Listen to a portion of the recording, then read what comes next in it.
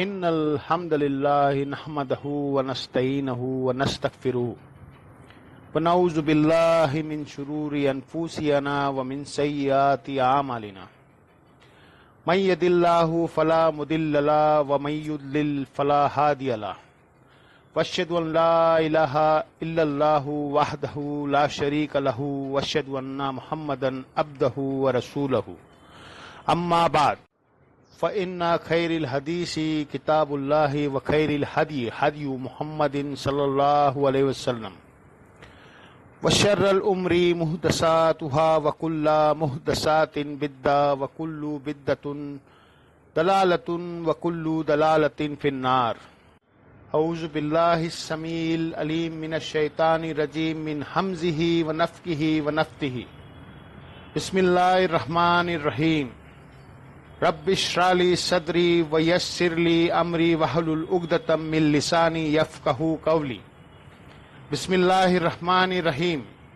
ان الله وملائكته يصلون على النبي يا ايها الذين آمنوا صلوا عليه وسلموا تسلیما. اللهم صل على محمد وعلى آل محمد كما صليت على إبراهيم وعلى آل إبراهيم إنك حميد مجيد. اللهم بارك على محمد وعلى آل محمد كما باركت على إبراهيم وعلى آل إبراهيم إنك حميد مجيد. اللهم ربنا آتنا في الدنيا حسنة وفي الآخرة حسنة وقنا عذاب النار. ربنا آتنا من لدنك رحمته وهيئ لنا من أمره رشدا. لا الہ الا انت سبحانک انی کنت من الظالمین. حسبنا اللہ نعم الوکیل یا حی یا قیوم برحمتک استغیث ولا حول ولا قوة الا باللہ العلی العظیم. آمین. الحمدللہ آج ہم 14 مئی 2023 کی قرآن کلاس نمبر 44 کی اسٹوڈیو ریکارڈنگ کرنے جا رہے ہیں. آج انشاءاللہ تعالی ہم سورہ آل عمران کی آیت نمبر 14 سے انشاءاللہ سٹارٹ لیں گے. اعوذ باللہ من الشیطان الرجیم. بسم اللہ الرحمن الرحیم. زُیِّنَ لِلنَّاسِ حُبُّ الشَّهَوَاتِ مِنَ النِّسَاءِ. آراستہ کر دی گئی ہے لوگوں کے لیے خواہشات کی محبت عورتوں میں، اور پھر آنورڈ 5 مزید چیزیں اللہ تعالیٰ نے گنوائی ہے، لیکن ٹاپ آف دا لسٹ ہے وہ عورت کی آزمائش ہے. عربی میں ہم اسے کہتے ہیں فتنہ. اس کا میننگ ہوتا ہے ٹیسٹ، آزمائش، جس کے ذریعے اللہ تعالیٰ آزماتا ہے. تو آپ دیکھ لیں یہ 6 چیزیں جو اللہ تعالیٰ نے سورہ آل عمران کی آیت نمبر 14 میں گنوائی ہے، اس میں پہلے نمبر پر عورت کے فتنے کا، اس کی آزمائش کا ذکر کیا ہے. پھر اس کے بعد بیٹا، سونا چاندی، جو جوڑے ہوئے خزانے ہیں، یعنی آج کے ماڈرن فارم میں کرنسی. اس کے بعد نشان لگے ہوئے گھوڑے، ماڈرن فارم میں مہنگی مہنگی گاڑیاں. اس کے بعد چوپائے اور کھیتی. آج کے آپ پلاٹس پکڑ لے ماڈرن فارم میں، چاہے وہ ذریعہ راضی ہو یا دوسری ہو. تو یہ 6 چیزیں گنوائی ہے. ان میں ٹاپ آف دا لسٹ اللہ تعالیٰ نے عورت کا ذکر کیا ہے. اس میں کوئی شک نہیں ہے کہ عورت کی جو آزمائش ہے یہ اس دنیا کی بڑی آزمائشوں میں سے ایک آزمائش ہے. صحیح مسلم میں حدیث ہے کہ اللہ کے محبوب صلی اللہ تعالی علیہ وسلم نے فرمایا کہ اللہ تعالیٰ نے جنت کو ناگوار چیزوں سے ڈھانپ رکھا ہے.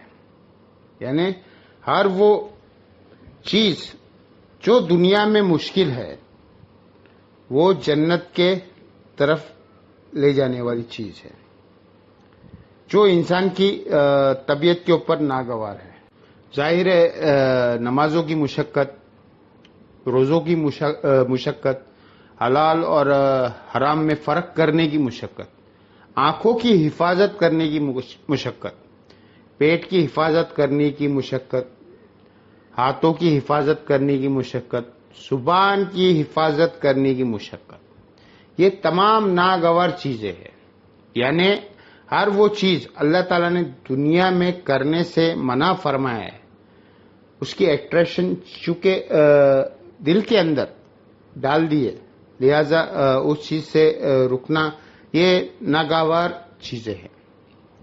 تو مسلم شریف کی حدیث کے الفاظ ہے کہ اللہ تعالیٰ نے جنت کو ناگوار چیزوں سے ڈھانپ رکھا ہے اور جہنم کو خوشنما چیزوں سے ڈھانپ رکھا ہے. یعنی جہنم کے پاس بھی گزرے گا نا کوئی بندہ، اٹریکٹ ہو جائے گا. دنیا میں ہر وہ چیز جو خوشنما دکھتی ہے، جس کی طرف لوگ اٹریکٹ ہو جاتے ہیں اور اس کو کرنا بھی آسان ہو جاتا ہے. ظاہر ہے برائی کو کرنا دنیا میں آسان ہے ایز کمپیئر ٹو نیکی کرنے کے. اسی کی ایکسپلینیشن اس حدیث میں ہے جو سنن ابو داود اور جامعہ ترمذی، سنن نسائی، ابن ماجہ میں بھی موجود ہے کہ جب اللہ تعالیٰ نے جنت کو پیدا فرمایا تو حضرت جبرائیل علیہ السلام سے فرمایا کہ جائیں اور جنت دیکھ کر آئے. تو جب واپس آئے تو اللہ نے پوچھا کیسا پایا؟ انہوں نے کہا یا اللہ، کمال جگہ تو نے بنائی ہے، مجھے نہیں لگتا کہ کوئی شخص تن من دھن نہ لگا دے اس جنت کو پانے کے لیے. یہ تو سارے ہی جنت میں پہنچ جائیں گے، جگہ ہی ایسی بنائی تو نے. اللہ تعالیٰ نے پھر جنت کو ناگوار چیزوں سے ڈھانپ دیا اور کہا اب جا کے جنت کو دیکھو. جنت کو جب جبریل علیہ السلام نے دیکھا تو انہوں نے کہا یا اللہ، اب مجھے نہیں لگتا کہ کوئی شخص جنت میں جانے میں کامیاب ہوگا، کیونکہ تو نے اس پہ ہرڈلز ہی اتنے ڈال دیے. پھر اللہ تعالیٰ نے کہا جا کے ذرا جہنم کو وزٹ کرو. واپس آئے، کہا یا اللہ توبہ توبہ، یہ تو بڑی سختی کی جگہ ہے، کوئی شخص بھی کوئی ایسا عمل کرنے کی کوشش نہیں کرے گا جو وہ اس تک پہنچ جائے. پھر اللہ تعالیٰ نے جہنم کو خوشنما چیزوں سے ڈھانپ دیا اور پھر فرمایا جاؤ اب جا کر جہنم کو دیکھو. تو جب وزٹ کر کے آئے تو انہوں نے کہا یا اللہ، مجھے نہیں لگتا کہ کوئی بندہ جہنم میں جانے سے بچ سکے گا، کیونکہ اٹریکشن ہی اتنا رکھا ہے تو نے. جہنم کے اندر نہیں، جہنم کے باہر. ایگزامپل کے طور پر شکار کرنے کے لیے اسی کی آزمائش کے اوپر تو جنت ہے. وہ ایک خوشنما چیز جسے جنت نے ڈھانپ رکھا ہے وہ ہے عورت کا فتنہ ہے. صحیح مسلم میں حدیث ہے، نبی صلی اللہ تعالی علیہ وسلم نے فرمایا کہ دنیا متاع ہے، پرکھنے کی جگہ ہے، اور سب سے بہترین متاع نیک بیوی ہے. دوسری طرف یہ بھی اسپیکٹ ہے کہ نیک بیوی جنت تک بننے کا ذریعہ بن سکتی ہے. عورت آزمائش ضرور ہے، لیکن اگر نیک عورت ہوگی، نیک بیوی ہوگی، تو دنیا میں اسے برتنے کی کوئی چیز نہیں ہے. دنیا میں بھی نفع اور آخرت میں بھی نفع، جنت میں جانے کا نفع. ایک اور حدیث ہے، بخاری اور مسلم دونوں میں حدیث ہے. نبی علیہ السلام نے فرمایا میں اپنے بعد تمہارے لیے عورت سے بڑھ کر کوئی فتنہ شمار نہیں کرنا، یہ آپ علیہ السلام نے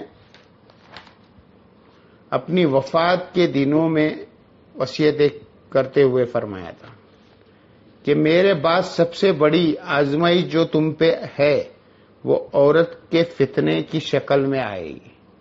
اب عورت کے فتنہ ایک تو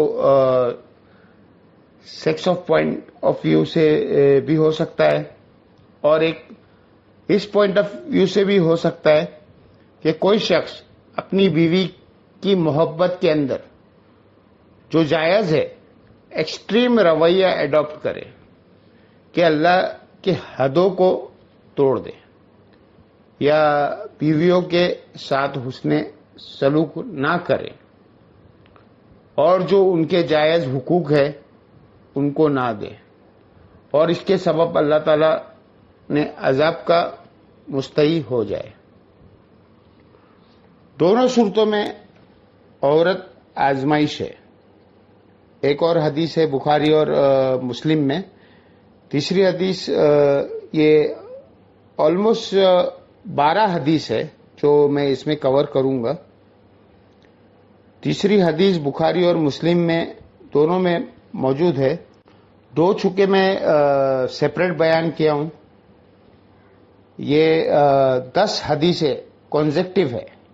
نبی صلی اللہ علیہ وسلم نے فرمایا کہ عورتوں کے پاس جانے سے بچو، یعنی عورتوں سے مراد غیر محرم عورتیں۔ تو صحابہ نے پوچھا کہ دیور کے بارے میں آپ کا کیا پوائنٹ آف ویو ہے؟ تو آپ نے کیا فرمایا؟ دیور تو موت ہے، یعنی سب سے زیادہ پردے کا احترام دیور سے کرنے کی ضرورت ہے، اور ظاہر ہے ایک گھر کے اندر فزیکل پردہ مشکل ہے، بہتر تو یہ ہوگا کہ الگ گھر ہو، تو وہاں پر نگاہوں کا پردہ ہوگا۔ نگاہ جھکا کر بات کرنا، جسے گود بصر کہا جاتا ہے عربی میں، سورۃ النور میں اس کی ترکیب ہے۔ اس کانٹیکس میں میں نے 2 ڈیٹیلز لیکچرز دیے، مسئلہ نمبر 161A اور 161B۔ مسئلہ عورتوں کے حجاب اور پردے سے متعلق۔ چوتھی حدیث جامعہ ترمذی میں ہے کہ نبی علیہ السلام نے فرمایا کہ جب کوئی 2 مرد اور عورت کسی جگہ الگ ہوتے، اب ظاہر ہے اس سے مراد میاں بیوی نہیں، جو نامحرم رشتہ ہے، جو تیسرا ان میں شیطان ہوتا ہے۔ تو یہ جو لوگ کہتے ہیں نا ہماری محبت بڑی پاکیزہ محبت ہے، اور ہر بندے کے پاکیزہ کی لمٹس بھی اپنی اپنی رکھی ہوئی ہے۔ آج کل کے دور میں کوئی شخص صرف فون پہ بات کرنے کی پاکیزہ محبت سمجھتا ہے، کوئی ہاتھ لگانے کو سمجھتا ہے، کوئی ایک سٹیپ اس سے آگے جانے کو سمجھتا ہے، اور اس سے آگے جانے کو وہ گمراہ شمار کرتا ہے۔ حالانکہ اسلام میں نامحرم مرد اور عورت کوئی اس اعتبار سے رشتہ نہیں ہے، حتیٰ کہ یہ منگیتر والا کانسیپٹ ہے نا، یہ بھی غلط ہے۔ منگیتر بھی آپس میں نامحرم ہے میرے بھائیوں، ہاں، جب تک کہ نکاح نہ ہو جائے۔ آفیشیل بانڈنگ تو شریعت میں ہے، وہ نکاح کا بانڈ ہے، تو بہتر یہ ہے کہ منگنی کرنے کے بجائے نکاح ڈائریکٹ کر لینا چاہیے۔ اس کے بعد اگر مرد اور عورت آپس میں فون پر رابطہ رکھنا چاہتے ہیں تو وہ ضرور رکھے، اس سے آگے نہیں، کیونکہ نکاح کے بعد جب تک رخصتی نہ ہو تو مرد اور عورت آپس میں کسی قسم کا تعلق نہیں رکھ سکتے۔ 5ویں حدیث صحیح مسلم کی ہے۔ نبی علیہ السلام سے پوچھا گیا جو اچانک نظر اڑ جاتی ہے، تو آپ نے فرمایا اللہ نے مجھے اس چیز سے منع کیا ہے اور حکم دیا ہے کہ اچانک نظر اڑ جائے تو میں فوراً اپنی نظر ہٹا دوں. یعنی وہ نظر یہ نہیں ہے کہ آپ نے گھر چھوڑ کے آنا ہے. ایک نظر کے اندر کہتے ہیں نا پہلی نظر معاف ہے. پہلی نظر سے مراد دیکھنا نہیں ہے. پہلی نظر سے مراد ہے کسی شخص کا نامحرم کے بارے میں اس کو یہ پتہ چل جانا تو پہلی نظر اس کی ہو گئی. اب جان بوجھ کر وہ پہلی نظر بھی ڈالے گا تو اس کی دوسری شمار ہوگی. چھٹی حدیث بخاری اور مسلم دونوں میں ہے. نبی علیہ السلام نے فرمایا اے نوجوانوں کہ جو گروہ ہے تم میں سے جو استعداد ہو وہ نکاح کرے، اور اگر نکاح نہیں کر سکتا یعنی اس کی فائنینشیل حالت ٹھیک نہیں ہے تو وہ پھر روزے رکھ کر اپنی شامت کو ٹھنڈا کرے. اور اس میں الفاظ ہے نکاح کرو. نکاح کرنا تمہاری عفت اور عصمت کی حفاظت اور شرمگاہ کی حفاظت کا ذریعہ ہے، اور یہ نگاہیں نیچی رکھنے کا ذریعہ ہے. اب یہ بھی ایک حقیقت ہے کہ ہماری سوسائٹیز میں نکاح کی سیریمنی اور شادی کی سیریمنی اتنی مشکل کر دی گئی ہے کہ جو لوگ فائنینشلی افورڈ بھی کر رہے ہوتے ہیں پھر بھی حالات اور واقعات ان کے لیے ایسے نہیں بن پاتے کہ وہ شادی کر لیں. اور دوسری طرف یہ بھی ایکسٹریم ہے کہ ایک شخص فیملی کو سپورٹ کر ہی نہیں سکتا اور آپ زبردستی اس کی شادی کروا دیں کہ بعد میں بندے کا کچھ بھلا ہو جائے گا. الٹا دو خاندانوں میں لڑائی کروا دیتے ہیں. تو یہ بھی اپروچ نہیں ہے. اور اس حدیث میں جو استطاعت ہے اس سے مراد وہ اس کی سیکشول استطاعت نہیں بلکہ فائنینشلی استطاعت کا ذکر ہے کہ فائنینشلی اگر وہ استطاعت رکھتا ہے تو وہ نکاح کرے گا. اس پہ اکثر وہ مشہور کیا ہے. ایک غریب آدمی نبی علیہ السلام کے پاس آیا. اس نے کہا کہ میں بہت تکلیف میں ہوں. تو حضور نے کہا شادی کر لو. اور غریب ہو گیا. کہا دوسری شادی کر لو. اور غریب ہو گیا. تیسری شادی کر لو. اور غریب ہو گیا. چوتھی کر لو. پھر وہ امیر ہو گیا. اس طرح سے کوئی امیر نہیں ہوتا میرے بھائیوں. یہ بالکل جھوٹی روایت ہے. بالکل جھوٹی. اس پر آپ کبھی بھی یقین نہیں کرنا. 7ویں حدیث ہے صحیح بخاری میں نبی علیہ السلام نے فرمایا کہ جو شخص مجھے اپنی زبان اور شرمگاہ کی حفاظت دے دے میں اسے جنت کی گارنٹی دیتا ہوں. یہ دو چیزیں بہت کریٹیکل ہے. زبان اور شرمگاہ کا جو معاملہ ہے نا بہت کریٹیکل ہے. 8ویں حدیث صحیح مسلم میں ہے. نبی کریم نے فرمایا کہ دنیا کی بڑی میٹھی ہے. دنیا جو ہے بڑی میٹھی ہے اور اللہ نے دنیا میں تمہیں اپنا خلیفہ بنایا ہے. اب وہ دیکھے گا کہ تم کیسے اعمال کرتے ہو. اور پھر آپ علیہ السلام نے فرمایا کہ تم دنیا اور عورت کے فتنے سے بچنا. 2 چیزیں فرمائی. دنیا کی محبت، اس کی دولت کی محبت اور عورت کی، کہ اللہ نے تمہاری آزمائش یہ 2 چیزوں میں رکھی ہے، عورت اور مال. دنیا کی محبت، اس کی مال کی محبت اور عورت سے بچنا. 9ویں حدیث جامعہ ترمذی میں ہے. نبی علیہ السلام نے فرمایا تم نے کوئی بھی 2 محبت کرنے والے میاں بیوی سے بڑھ کر نہیں دیکھے ہوگے. بے شک یہ حقیقت بات ہے. دنیا میں جو اللہ نے محبت میاں بیوی کے درمیان رکھی ہے نا، اس طرح کی ایکسٹریم محبت اور کلوزنس کسی بھی اور رشتے کے اندر نہیں ہے. اسلام میں خاندان کی عقیہ کی میاں بیوی ہے. ویسے انڈیا پاکستان میں تو ماں باپ کو اونچا درجہ دیا جاتا ہے.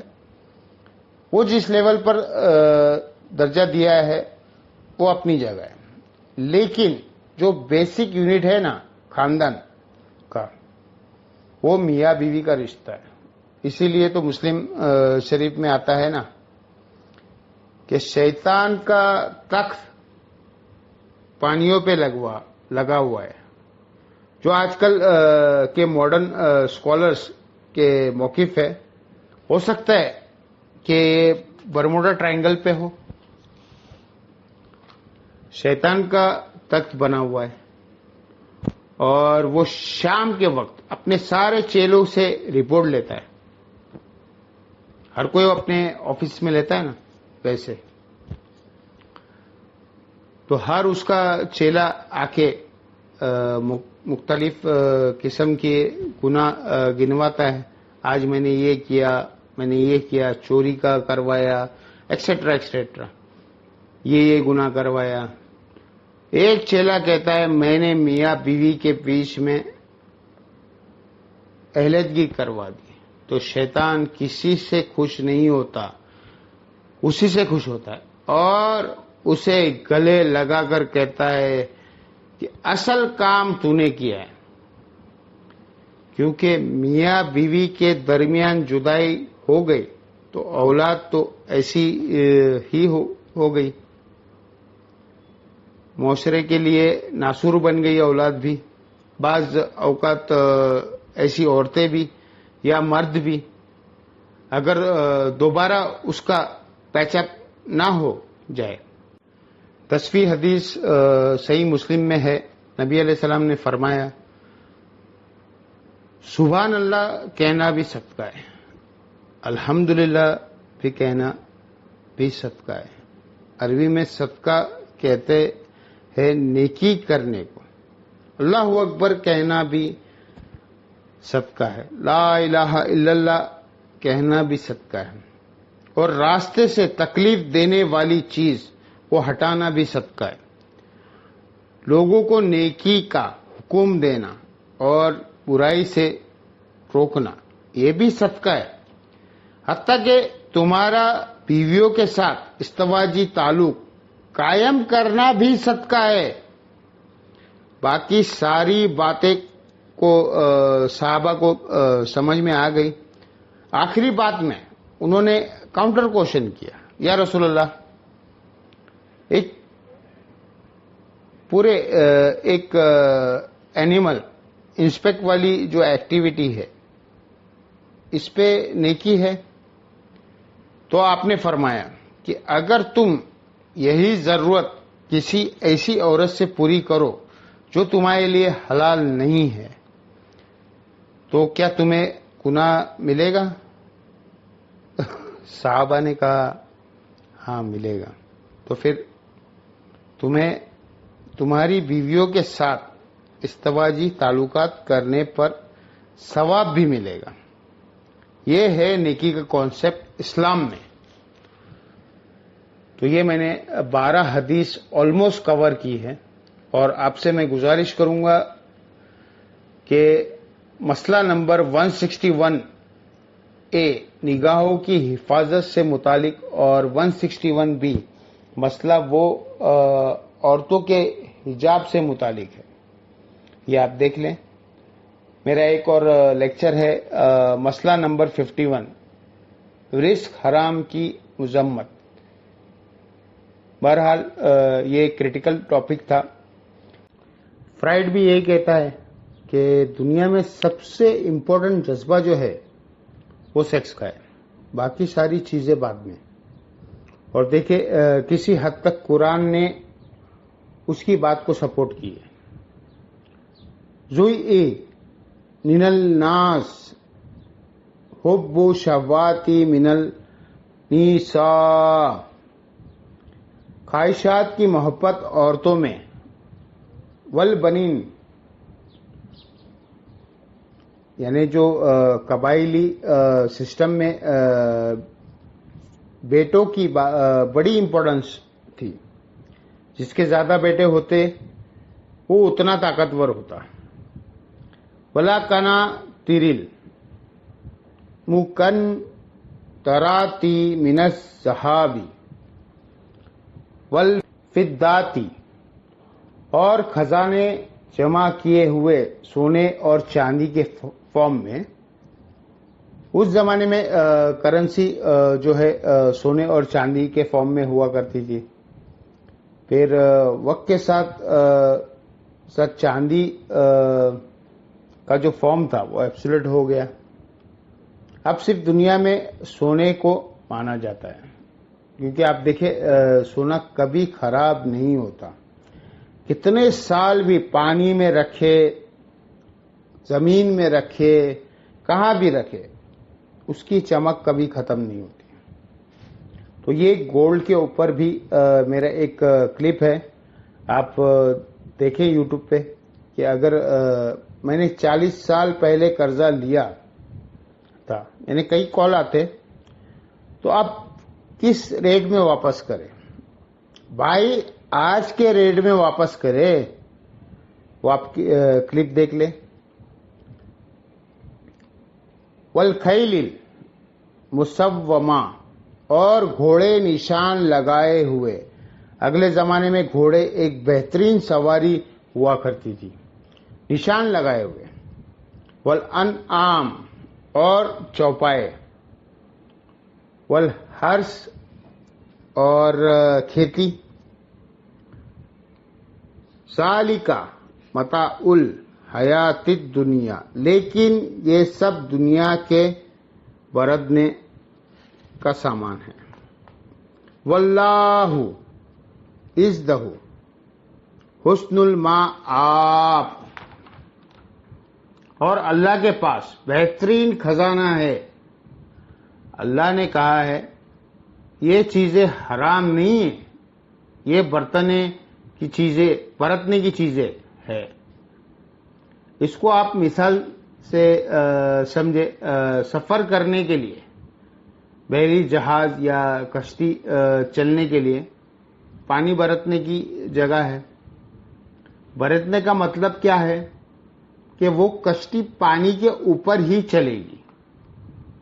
یہ مجبوری ہے، زمین پہ تو چل نہیں سکتی، ٹائر تو نہیں ہے، نہ آسمان میں چل سکتی ہے. لیکن اگر وہ کشتی پانی کے اندر داخل ہو گئی تو پھر وہی پانی جو اس کی زندگی کا ذریعہ تھا، اس کشتی کو ڈوبنے کی اور موت کا ذریعہ بن جائے گا. تو بس اتنا ہی پرتنا ہے. ایگزامپل آپ کے سامنے ہے. ٹوائلٹ انسان کی رفاعی حاجت کو پورا کرنے کے لیے، ایک بیسک ہیومن نیڈ کو پورا کرنے کے لیے ہے. لیکن اگر کوئی شخص ٹوائلٹ میں ہی بیٹھا رہے تو اسے کون عقل مند سمجھے گا؟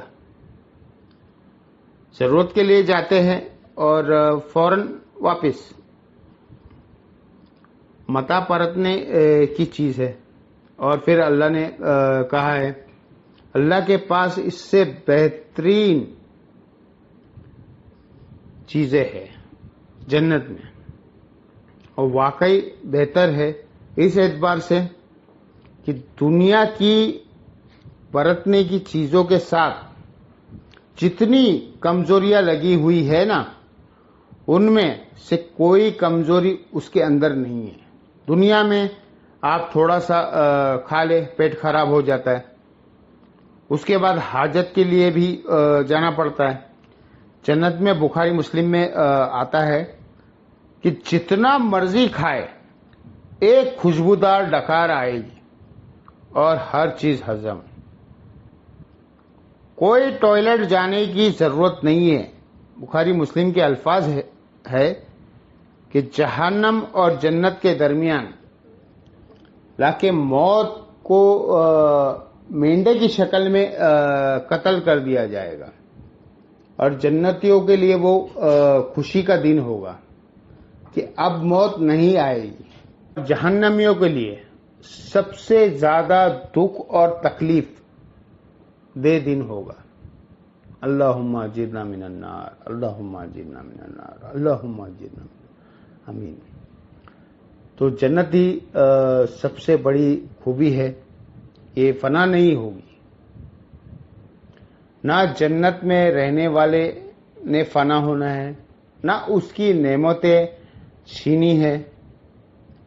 اس کے لیے بخاری مسلم میں آتا ہے کہ جنتی جب جنت میں انٹر ہو جائے گے نا تو ایک خوشخبری دینے والا خوشخبری دے گا کہ تمہارے لیے یہ خوشخبری ہے کہ آج کے بعد تمہیں موت نہیں آئے گی، ہمیشہ زندہ رہو گے۔ آج کے بعد تم بوڑھے نہیں ہوگے، تم جوان ہی رہو گے، 30 سال عمر ہوگی ہمیشہ کے لیے۔ آج کے بعد تمہیں کوئی تکلیف نہیں آئے گی، ہمیشہ خوشحال رہو گے، نہ بیماری نہ کچھ بھی نہیں، ہمیشہ تندرستی رہو گے۔ اور آج کے بعد اللہ تم سے ناراض نہیں ہوگا، ہمیشہ راضی رہے گا۔ جنت میں کوئی کام آپ سوچ لے ایسا نہیں ہے کہ یہ جائز ہے یا نہیں، ہر کام جائز ہے، کیونکہ اللہ نے وہ خواہشات کی تکویر کا ذریعہ بنایا ہے۔ یہ خواہشات کی تکویر اس لیول کی ہے کہ کن فیا کن کا کچھ حصہ ہر انسان کو نصیب ہو جائے گا۔ تو آپ خواہش کریں گے وہ آپ کے سامنے آ جائے گا۔ قل آؤ نبی کم بخیر من ذالکم، اے نبی تم فرما دو کہ میں کہ تمہیں دنیا کی برتنے کی جو چیزیں ہیں اس سے بہتر چیز بتا دوں ان لوگوں کے لیے جو اپنے رب سے ڈرنے والے۔ جناہم من تجری من تحتہم الانہار، وہ باغات ہے جن کے نیچے نہریں بہتی ہو، خالدین فیہا، وہ اس میں رہیں گے ہمیشہ ہمیشہ کے لیے۔ ازواج مطہرہ، اور ان کے لیے وہاں پر پاکیزہ بیویاں ہوگی۔ ورضوان واللہ بصیر بالعباد، اور اللہ تعالیٰ اپنے بندوں کے اعمال کو دیکھنے والا ہے۔ تو پاکیزہ عورتیں وہاں پر ملے گی۔ اب ایک ہارون یحییٰ صاحب کی ایک ویڈیو ہے، the reality of life of this world, ایک ڈاکیومنٹری ہے، اردو میں بھی ہے، دنیا کی زندگی کی حقیقت، تعاون ہونے کی کئی چیزوں کے بارے میں بتایا گیا ہے۔ مثال دیکھیں فزیکلی ویڈیوز کے ذریعے، تو یہ حقیقت ہے۔ دنیا میں ہر ایک چیز کو زوال آتا ہے۔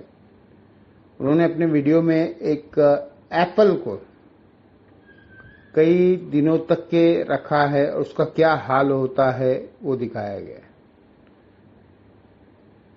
تو میرے بھائی، آخرت میں کسی چیز کو زوال نہیں ہے۔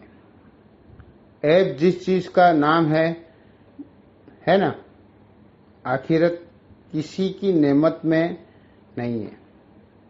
انسان کا سب سے بڑا عیب کیا ہے؟ موت۔ اگر میں مروں نا، مجھے کوئی تکلیف نہ آئے، میں بوڑھا نہ ہوں، مجھے پریشانی نہ آئے، تو اللہ تعالیٰ نے میری ضرورت بھی نہیں رہے گی اللہ تعالیٰ کی میرے کو۔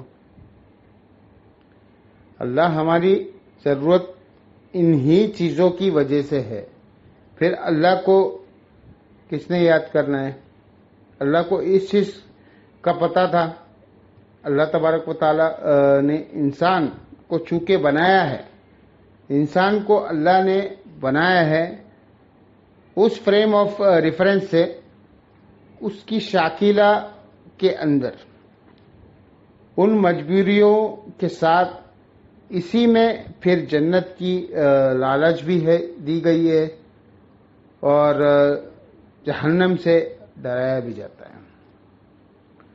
اور یہ جنت کی لالچ دینا اور جہنم سے ڈرانا یہ اللہ کی ڈاکٹرین ہے قرآن کے اندر.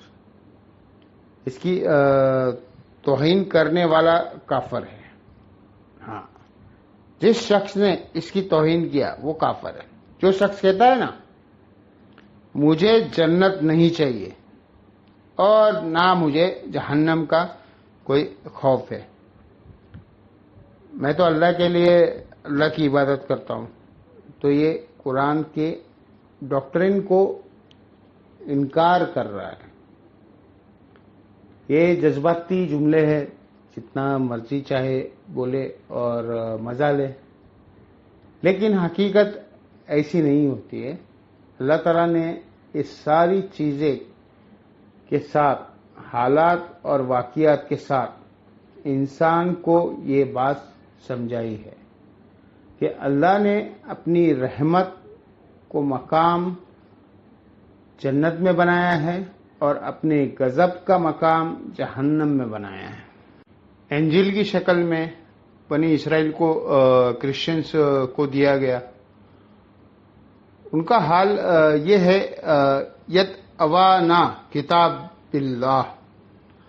جب آپ انہیں فائنل ٹیسٹیمنٹ کی طرف بلائیں گے یا بلایا جاتا ہے، یا اولڈ ٹیسٹیمنٹ یا نیو ٹیسٹیمنٹ، جس میں لکھا ہوا ہے پیغمبر آخر الزماں آنا ہے، اس میں لکھی ہوئی توحید کی طرف آپ ان کو بلایا جاتا ہے نا، لیحکم بینہم، کہ ان کے درمیان فیصلہ کیا جائے ان کے جھگڑوں کا. وہ ہے محکمات کے اندر اوکھارو تشابہات، اور چند ایک آیت ہے متشابہ آیت ہے. عربی لینگویج میں اس کا مطلب ہوتا ہے ملتی جلتی، یعنی دنیا میں بھی کبھی کسی کو اگر آپ کو اگزامپل دے کر سمجھانا ہوتا ہے تو ظاہر ہے 100% تو ریپلیکا اس کو بیان نہیں کر سکتے، لیکن کوشش ہوتی ہے کہ مثال بیان کر دیا جائے.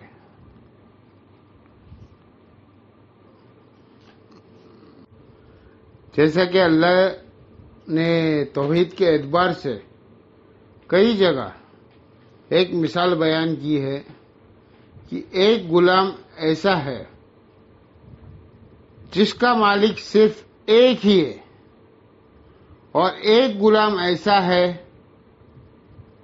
جس کے کئی ایک مالک ہے، شریک ہے. تو کون پیسفل ہوگا؟ کس کی لائف پیسفل ہوگی؟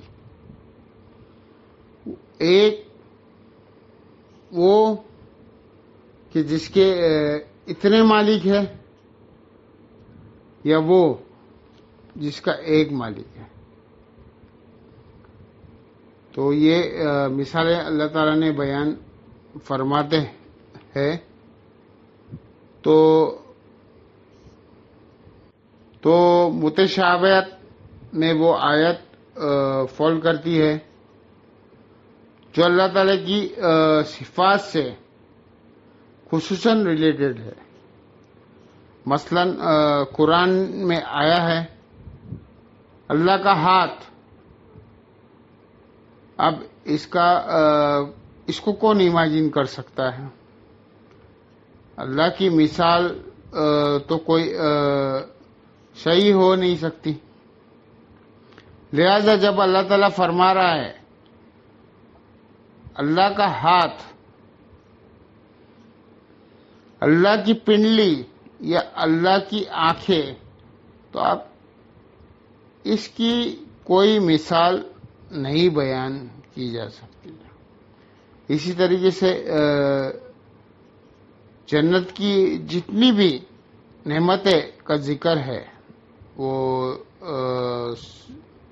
سمجھانے کے لیے کہ فروٹ دیے جائیں گے، حوریں دی جائے گی، یا کانسیپٹ ایک دنیا کے ساتھ ان کی ریسمبلنس دی گئی، لیکن ایگزیکٹلی تو کوئی اسے ریپلیکا نہیں کر سکتا. تو یہ ساری آیات ہے متشابہ ہے. یہ قرآن حکیم میں جو آیات ہے حروف مقمات تو ایک اسپیشل کیس ہے لوگوں کے غرور توڑنے کے لیے کہ کوئی ان کے مطلب کا نہیں توڑ سکتا ہے. یہ اللہ نے اور اس کے نبی کے درمیان راز ہے، کوڈ ورڈ ہے.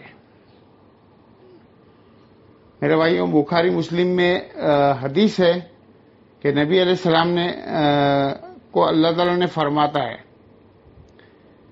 میں نے اپنے بندوں کے لیے وہ نعمتیں سنبھال کر رکھی ہے جنت میں، نہ کسی کی آنکھ نے دیکھی، نہ کسی کے کان نے سنی، نہ کبھی کسی نے اس کا گمان بھی کیا. تو قرآن پڑھتے بھی آپ جنت کی نعمتیں امیجن نہیں کر سکتے میرے بھائیوں. ایک دھندلا سا تصور لے کے آ سکتے، اور بعض جگہ تو اللہ تعالیٰ کیٹیگریکل مشابہت کو مینشن بھی کر دیتا ہے، جیسے کہا گیا ہے وَلَا تَقُولُوا لِمَن يُقْتَلُ فِي سَبِيلِ اللَّهِ اموات، مت کہو ان کو جو اللہ کے راہ میں قتل کر دیا جائے کہ وہ مردے ہے، بلکہ وہ زندہ ہے، لیکن تمہیں ان کی زندگی کا شعور نہیں ہے. یعنی نو انٹری کا بورڈ لگا دیا اللہ نے کہ بس اس کو یوں ہی سمجھنا ہے کہ آخرت کی زندگی ہے، اس کو تمہیں شعور نہیں ہے. جو اللہ تعالی نے، اللہ چاہے جس کو پروٹوکول دے، اور یہ جو آخرت کی زندگی ہے اس کا کوئی مثال دنیا میں نہیں بنایا جا سکتا، کوئی کر ہی نہیں سکتا. میں نے اس میں بھی یہ عرض کیا تھا کہ آج بھی اگر قبر رسول کھودی جائے تو آپ صلی اللہ تعالی وسلم کا جسم مبارک بالکل ویسا ہوگا جیسے کہ دفنانے کے وقت تھا، لیکن اس میں کوئی سانس نہیں چل رہی ہوگی، وہ جسم سلامت ہے، اس میں زندگی موجود نہیں ہے. لیکن بغیر سانس کے، بغیر کھائے پیے، بغیر ٹوائلٹ کے زندگی کا تو آپ تصور بھی نہیں کر سکتے. تو یہ متشابہ چیز ہے، اس کے پیچھے نہیں پڑنا چاہیے.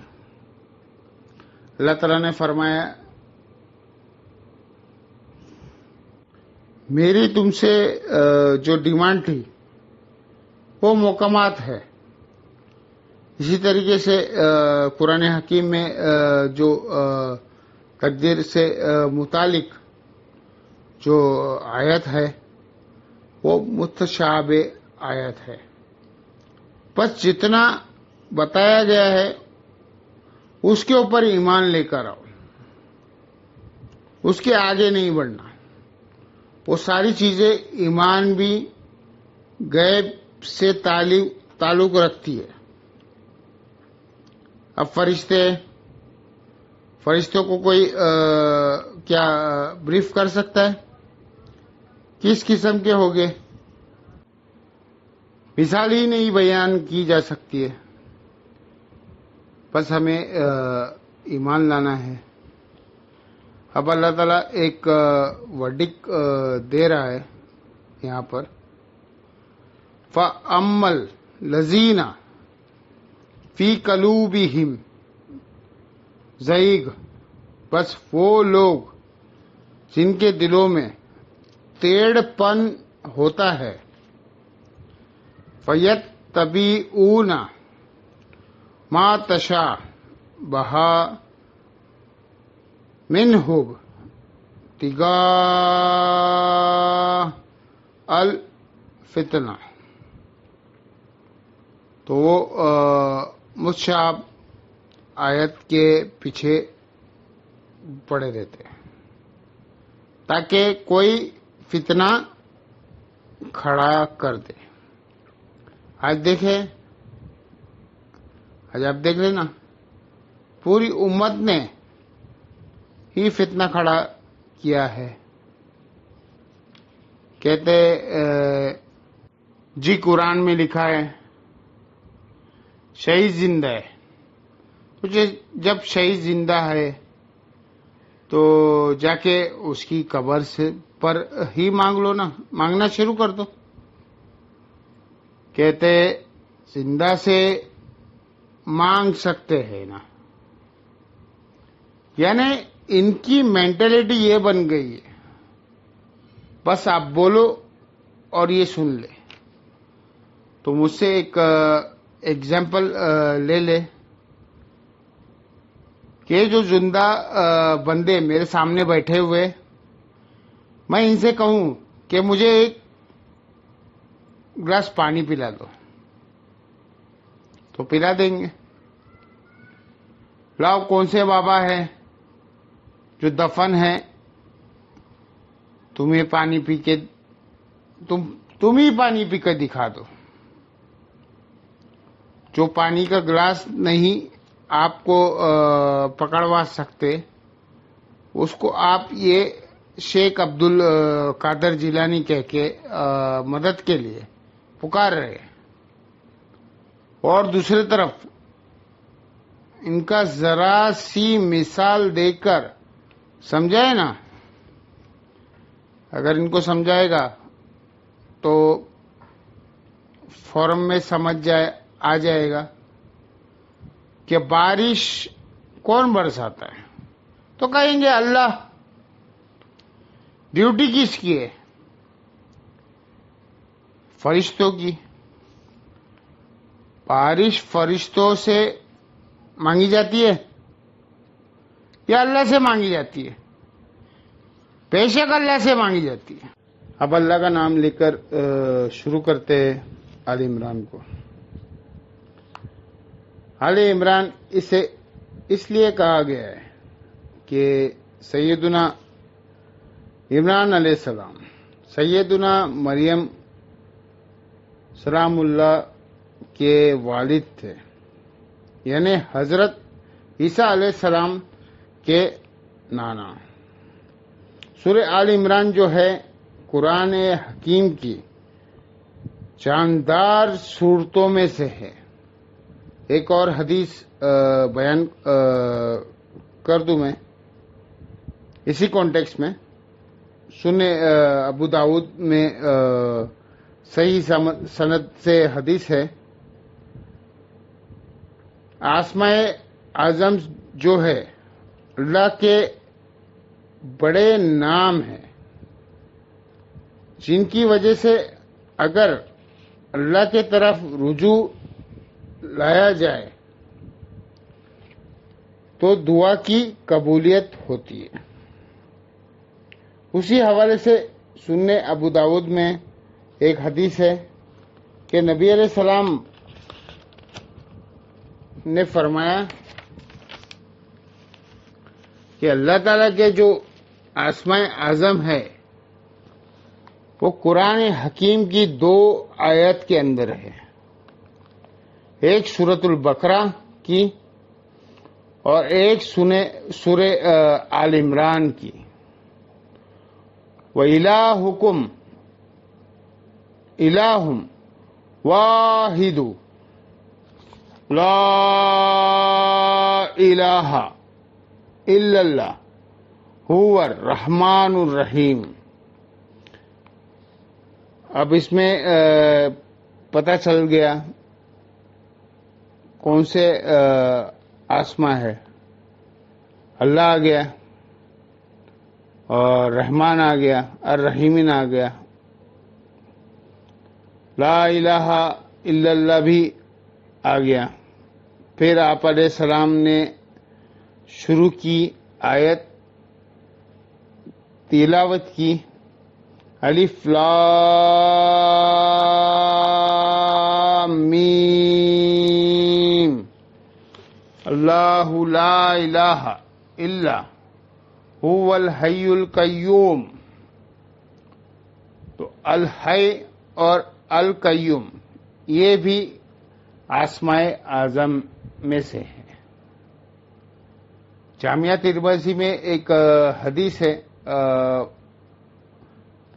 593 نمبر انٹرنیشنل نیومرک کے مطابق، ایک شخص نے دعا میں جلدی کی اور اللہ تعالیٰ کے حمد کے بغیر ہی دعا کرنا شروع کر دی اور درود شریف بھی نہیں پڑھا۔ تو نبی علیہ السلام نے فرمایا کہ اس ساحل کی جلدی کی۔ پھر آپ نے بلا کے اسے فرمایا کہ جب بھی تم اللہ سے دعا کرو پہلے اس کی حمد کرو، اس کے بعد مجھ پر درود پڑھو اور پھر اللہ سے مانگو۔ اتنے میں ایک اور شخص آئے، اس میں خود بخود یہی عمل کیا تھا۔ وہ ابن مسعود تھے، ابن مسعود رضی اللہ تعالی عنہ۔ تو نبی علیہ السلام نے فرمایا سلطو عطا سلطو عطا، تو مانگ تجھے دیا جائے گا، تو مانگ تجھے دیا جائے گا۔ جو کوشش کرے آپ یہ 2 آیت یاد کریں۔ سنہ ابو داؤد کے اندر اسماء اعظم موجود ہے اور مشکت کے اندر بھی۔ وَإِلَٰهُكُمْ إِلَٰهٌ وَاحِدٌ لَا إِلَٰهَ إِلَّا اللَّهُ هُوَ الرَّحْمَٰنُ الرَّحِيمُ۔ یہ سورۃ البقرہ اور سورہ آل عمران، الف لام میم، اللہ لا الہ هو الحی القیوم۔ تو یہ آپ پڑھے، اس کے بعد آپ درود شریف پڑھ کر دعا مانگ لیں۔ اعوذ باللہ من الشیطان الرجیم، بسم اللہ الرحمن الرحیم، الف لام میم۔ اللہ اور اس کے محبوب صلی اللہ تعالی علیہ وسلم کے درمیان یہ 2 کوڈ ورڈز ہے، اللہ لا الہ الا هو الحی القیوم۔ اللہ ہی ہے کہ جس کے سوا کوئی معبود نہیں ہے، وہ الحی ہے اور القیوم ہے۔ الحی وہ ہستی ہے جو خود سے زندہ ہے۔ کائنات میں ایک ہی ہستی ہے جو خود سے زندہ ہے، باقی سب کی زندگی ادھار ہے، چاہے کوئی فرشتہ ہو، پیغمبر ہو، کوئی جن ہو یا عام انسان، کوئی جاندار ہو کوئی بے جان ہو، ہر ایک کی زندگی ادھار ہے اللہ کے دینے پر۔ جب تک وہ چاہے گا رہے گی، جب چاہے گا ختم کر دے گا۔ کل نفس ذائقۃ الموت، ہر جان میں موت کا مزہ چکھنا ہے، چاہے وہ فرشتہ ہو، پیغمبر ہو، یا جنات ہو، یا انسان ہو، سب کو مرنا ہے۔ موت ہر مخلوق کی ڈیسٹینی ہے۔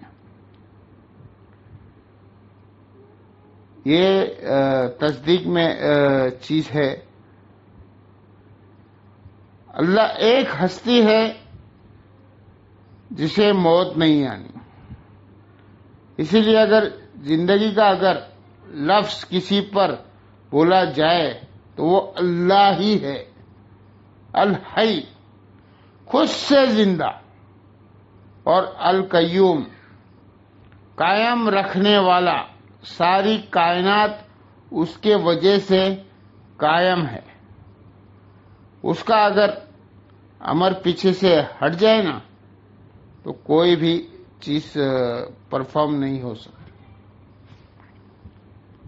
اللہ چونکہ دعوت حق ان کے سامنے لانا یہ مرکزی ٹاپک ہے۔